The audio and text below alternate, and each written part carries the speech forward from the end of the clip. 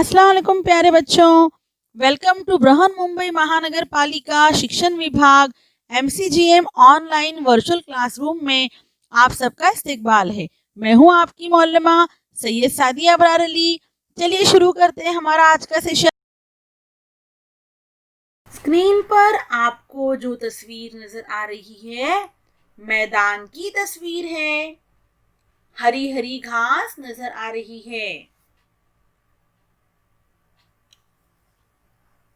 इस तस्वीर में आप देख सकते हैं शबनम के कतरे हमें नजर आ रहे हैं। इन पानी के कतरों को शबनम कहते हैं। आज हम सबक नंबर 19 शबनम इस नज्म का मुताला करेंगे। शबनम इस नज्म के शायर हैं रविश सिद्दीकी साहब और मैं हूं आपकी मौलिमा सैयद सादिया अबरार अली। ये है हमारी दरसी किताब उर्दू बाल भारती छठी जमात। सफ़हा नंबर 71 पर ये नज्म शबनम दी गई है।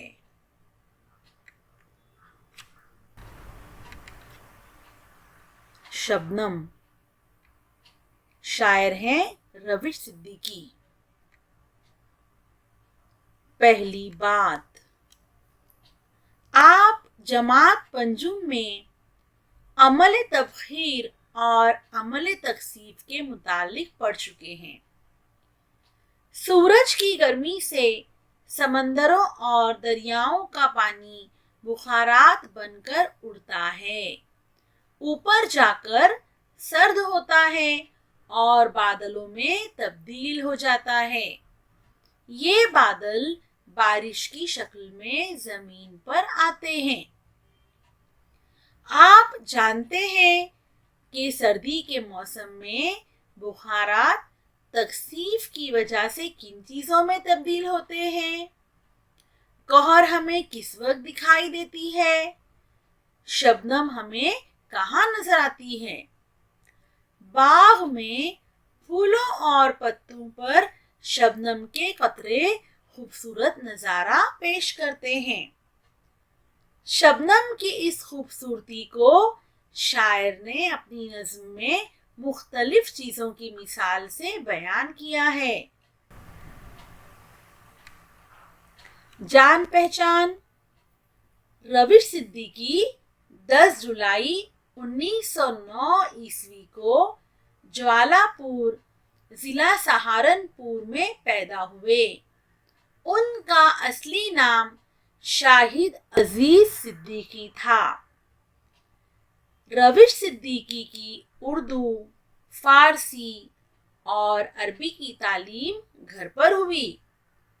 उन्होंने हिंदी, संस्कृत और अंग्रेजी से भी वाकफियत हासिल की। रविश सिद्दीकी 7 साल की उम्र से शायरी करने लगे थे। उन्होंने गजलों के अलावा नज़में भी कही हैं। उनका इंतकाल 23 जनवरी 1971 ईस्वी को शाहजहांपुर में हुआ। आइए अब हम तरन्नुम से इस नज्म की बुलंद ख्वानी करते हैं। क्या ये तारे हैं ज़मीं पर जो उतर आए हैं, या वो मोती है कि जो चांद ने बरसाए हैं, क्या वो हीरे हैं जो सहरा ने पड़े पाए हैं, फर्श पर आए न हो अर्श की जर्रात कहीं, अपने आंसू तो नहीं भूल गई रात कहीं, ये कहानी भी सुनाई है ज़मीं ने अक्सर, कहकशा जाती है जब पिछले पहर अपने घर,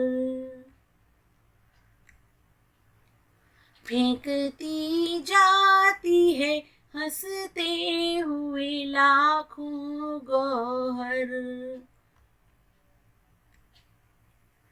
और हर सुबह को ये खेल रचा जाता है। उनको खुर्शीद की पलकों से चुना जाता है।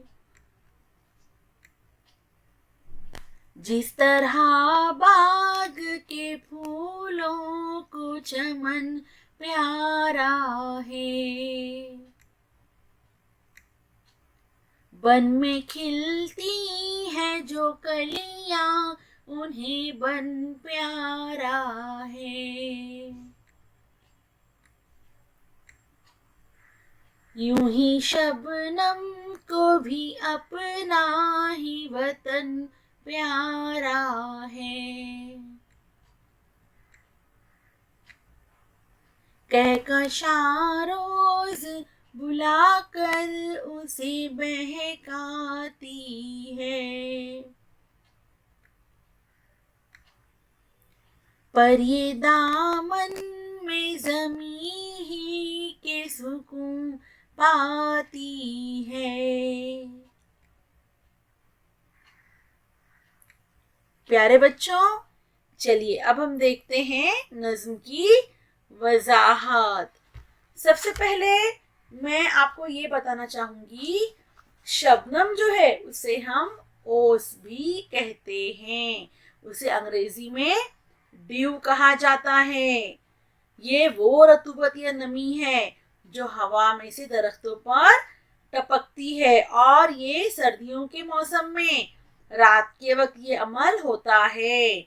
अमल तकसीफ की वजह से हमें शबनम नजर आती है।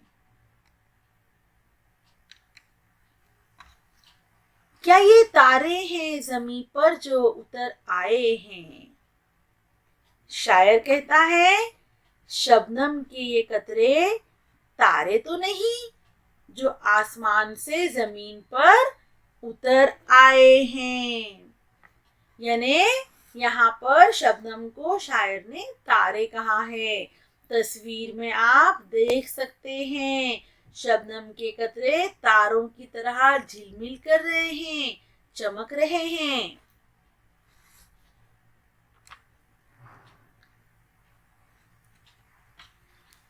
या वो मोती हैं कि जो चांद ने बरसाए हैं।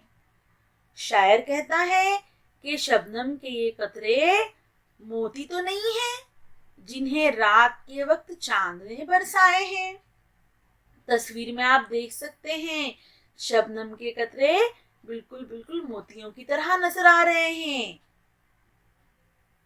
तस्वीर में आप देख सकते हैं, शबनम के कतरे हमें मोतियों की तरह नजर आ रहे हैं।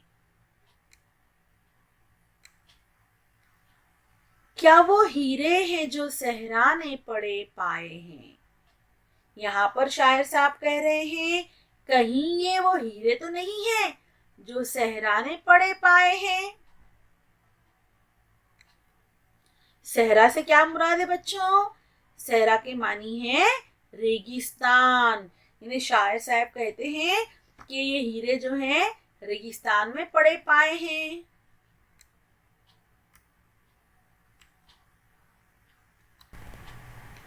फर्श पर आए न हो अर्श के ज़र्रात कहीं। शायर कहते हैं कि मुमकिन है कि अर्श के ज़र्रात फर्श पर आ गए हों। यहाँ पर फर्श के मानी है जमीन और अर्श के मानी है आसमान। दो मुतजाद अल्फाज हमें नजर आ रहे हैं यहाँ पर, फर्श और अर्श। ज़र्रात, ये लफ्ज जर्रा इस लफ्ज की जमा है। इसके मानी होते हैं मादे का निहायत छोटा टुकड़ा, वो जुज जो काबिल तकसीम न हो। यानी इनका कहना है कि आसमान से कुछ ज़रात जो हैं वो फर्श पर आ तो नहीं गए। ये सवाल यहाँ पर वो कर रहे हैं। आगे देखते हैं हम। अपने आंसू तो नहीं भूल गई रात कहीं, रात ने रुखसत होते वक्त जो आंसू बहाए वो तो नहीं है ये। यानी यहाँ पर शबनम को रात के आंसू कहा गया है। रात जब रुखसत हो रही थी, रात जब जा रही थी और दिन नमूदार हो रहा था, उस वक्त रात ने आंसू बहाए हैं, वो आंसू तो नहीं है ये। इस तरह से शायर ने यहाँ पर हमें इस बात को पेश किया है हमारे सामने। ये कहानी भी सुनाई है ज़मीने अक्सर, ज़मीन ने अक्सर एक कहानी सुनाई है शबनम के बारे में।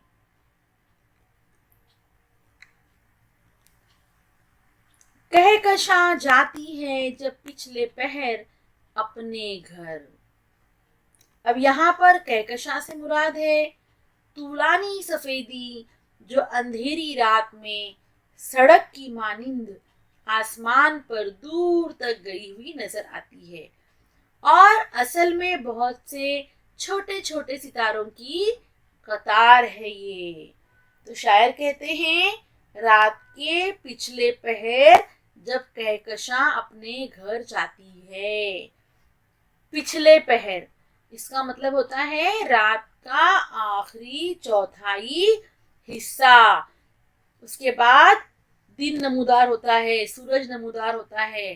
तो कहते हैं कहकशां जाती है जब पिछले पहर अपने घर। फेंकती जाती है हंसते हुए लाखों गौहर। शायर कहते हैं कहकशां जब अपने घर जाती है तो पीछे लाखों गौहर फेंकते हुए जाती है। गौहर से मुराद है कीमती पत्थर। यहाँ पर गौहर कहा गया है शबनम के कतरों को। कहते हैं कि कहकशां जब जाती है तो अपने पीछे लाखों गौहर यानी शबनम के कतरे फेंकती हुई जाती है। और हर सुबह को ये खेल रचा जाता है। अब यहाँ पर शायर कहते हैं ये खेल हर सुबह खेला जाता है। खेल रचा जाना इसके मानी है खेल खेला जाना।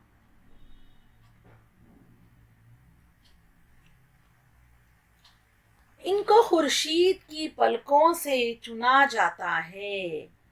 अब यहाँ पर खुर्शीद के मानी है सूरज। खुर्शीद की पलकों से चुना जाना इस लफ्ज के मानी है पलकों से चुनना, यानी किसी नाजुक चीज को चुनना, बड़ी एहतियात से उठाना है। यहाँ पर सूरज की किरणों को पलकें कहा गया है। शबनम को खुर्शीद की पलकों से चुना जाता है। इन गौहरों को, इन शबनम के कतरों को सूरज अपनी पलकों से चुन लेता है। जिस तरह बाग के फूलों को चमन प्यारा है, जिस तरह बच्चों बाग के फूलों को चमन प्यारा है। यहाँ पर दो अल्फाज हैं, बाग और चमन, दोनों के मानी एक है। यहाँ मानी अल्फाज हैं। जिस तरह बाग के फूलों को अपना चमन प्यारा है, अपना वतन प्यारा है। बन में खिलती हैं जो कलियां उन्हें बन प्यारा है। बन के मानी है जंगल। कहते हैं जंगल में जो कलियां खिलती हैं उन्हें बन प्यारा है, उन्हें अपना जंगल प्यारा है। हर कोई जहां पर रहता है वो मस्कन उसे प्यारा होता है। यूं ही शबनम को भी अपना ही वतन प्यारा है। अब यहाँ शबनम के मानी एक बार देख लेते हैं हम। शबनम रात की वो नमी है, वो रतूबत जो पानी या पानी की छोटी छोटी बूंदों की शक्ल में रात को हवा में से जमीन पर नमूदार होती है उसे ओस भी कहते हैं। तो कहते हैं यूं ही शबनम को भी अपना ही वतन प्यारा है, उसे भी जहां वो रहती है वही मस्कन पसंद है, वही जगह पसंद है।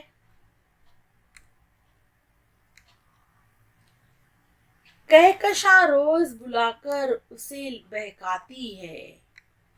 कहकशा, कहकशा क्या होती है बेटा? तुलानी सफेदी जो अंधेरी रात में सड़क की मानिंद आसमान पर दूर तक गई हुई नजर आती है।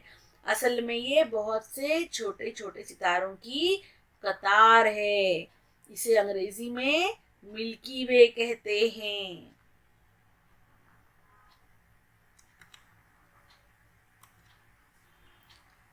पर ये दामन में जमी ही के सुकून पाती है। यहाँ पे कह रहे हैं कि दामन में जमी के ही सुकून पाती है। दामन के मानी होते हैं आंचल, पल्लू, गोद। कौन सुकून पाती है? शबनम। शबनम जो है जमी के दामन में ही सुकून पाती है, यही उसका वतन है। वो कहकशा के साथ जाना नहीं चाहती है, यहीं पर उसे सुकून जमीन पर ही मिलता है। अब देखते हैं नज्म का खुलासा।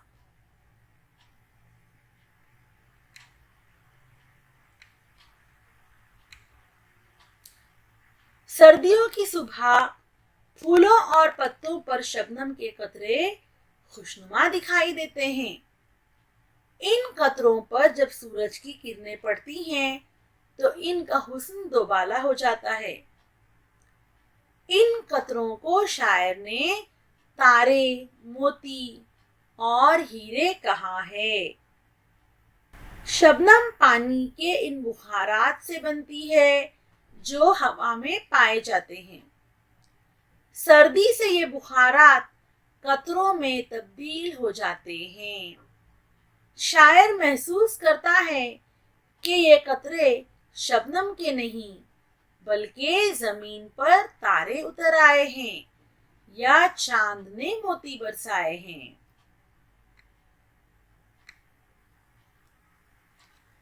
सहरा में जब रेत पर सूरज की रोशनी पड़ती है तो रेत के जर्रात हीरो की तरह चमकते हैं। इसलिए शायर ने शबनम को सहरा में बिखरे हुए हीरे कहा है। शबनम रात में गिरती है, इसलिए शायर उसे रात के आंसू कहता है। जमीन अक्सर ये कहानी सुनाती है कि रात के आखिरी हिस्से में कहकशां लाखों गौहर बिखेरती जाती है जो सुबह सूरज की गर्मी से उड़ जाते हैं। जिस तरह फूलों को चमन और जंगल की कलियों को जंगल प्यारा होता है, उसी तरह शबनम को भी जमीन प्यारी है जो कि उसका वतन है। इसलिए वो जमीन के दामन में ही सुकून पाती है।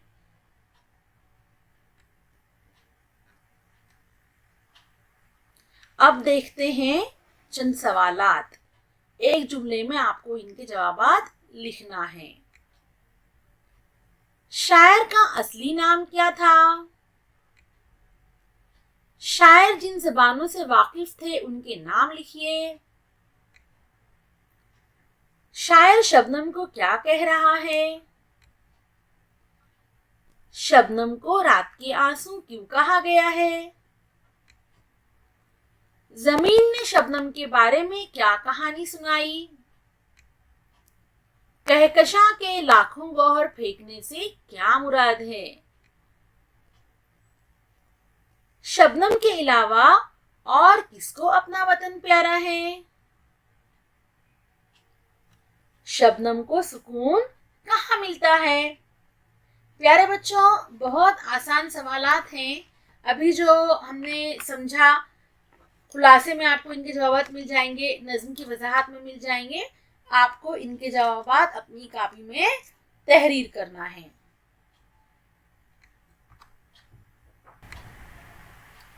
लफ्जों का खेल। झैल में दिए हुए अल्फाज पढ़िए, गैर मुताल्लिका लफ्ज के गिर्द दायरा बनाइए। नंबर 1, हीरे। मोती, खुर्शीद, गौहर। आपको इनमें से गैर मुतल्लिका लफ्ज पहचानना है और उसके गिर्द दायरा बनाना है। नंबर 2, नदी, नाला, पहाड़, दरिया। नंबर 3, सूरज, चांद, चांदनी, तारे। ये आपको अपनी कॉपी में तहरीर करना है। झैल की चीजें कहाँ पाई जाती हैं? मोती, हीरे, तारे, आंसू, फूल। ये आपको अपनी कॉपी में तहरीर करना है बच्चों। बहुत आसान है, इन चीजों के बारे में आपको बहुत मालूमात है।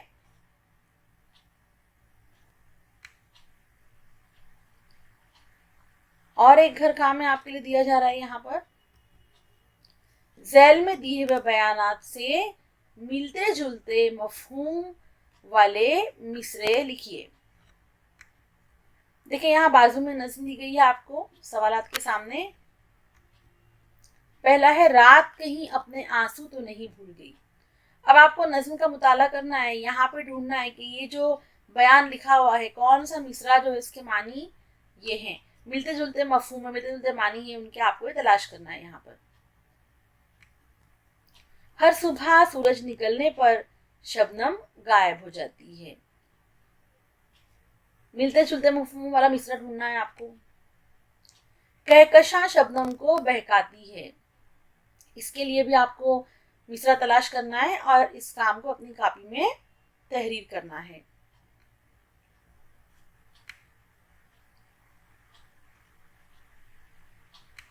प्यारे बच्चों, उम्मीद है आपको आज का वीडियो पसंद आया होगा। आज के सेशन में आपने जो भी मालूमात हासिल की है रोज़ाना ज़िंदगी में भी उसका इस्तेमाल करें, मश्की सवालात और घर काम मुकम्मल करें। हम मिलते हैं अगले सेशन में, तब तक के लिए अल्लाह हाफिज़।